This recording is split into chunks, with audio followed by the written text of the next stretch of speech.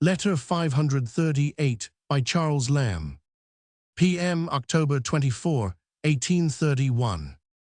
To address an abdicated monarch is a nice point of breeding. To give him his lost titles is to mock him, to withhold them is to wound him. But his minister who falls with him may be gracefully sympathetic.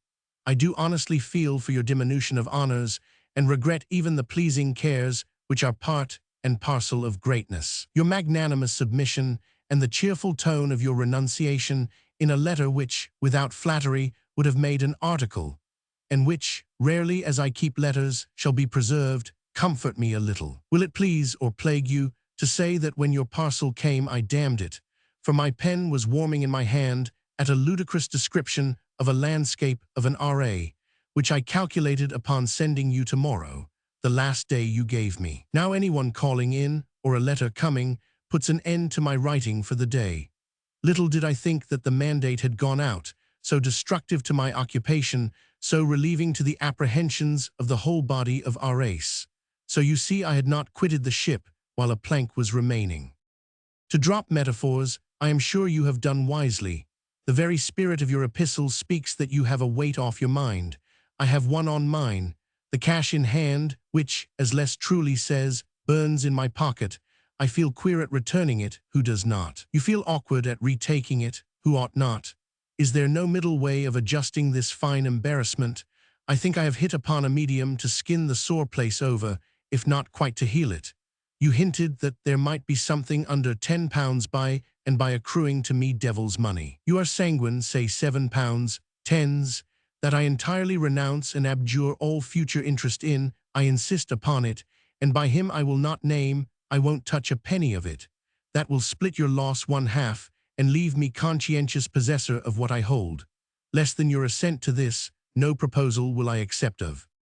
The Rev. Mr., whose name you have left illegible, is it Seagull, never sent me any book on Christ's Hospit, by which I could dream that I was indebted to him for a dedication. Did G.D. send his penny tract to me to convert me to Unitarianism, dear blundering soul? Why I am as old a one-Godite as himself? Or did he think his cheap publication would bring over the Methodists over the way here?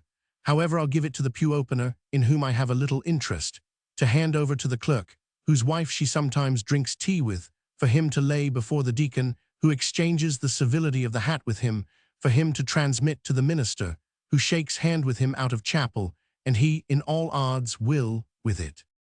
I wish very much to see you.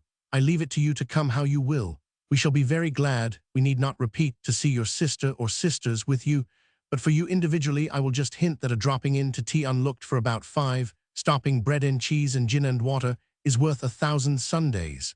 I am naturally miserable on a Sunday, but a weekday evening and supper is like old times. Set out now, and give no time to deliberation. P.S. The 2D vol. of Elia is delightful, lie bound I mean, and quite cheap. Why man, teaser unique.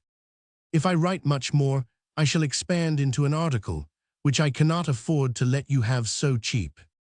By the by, to show the perverseness of human will, while I thought I must furnish one of those accursed things monthly, it seemed a labor above Hercules's 12 in a year, which were evidently monthly contributions.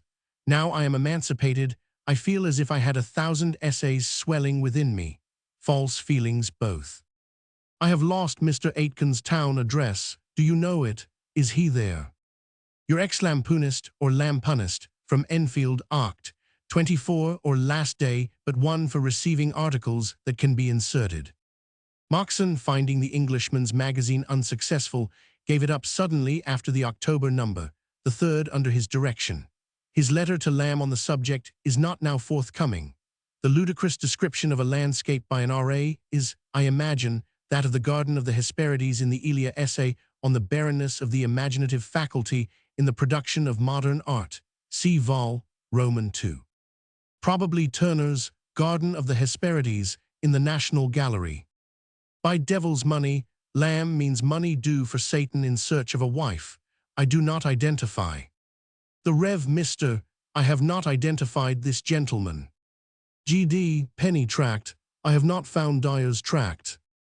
Mr. Aitken, John Aitken, editor of Constable's Miscellany, whom Moxon would have known at Hurst and Coase.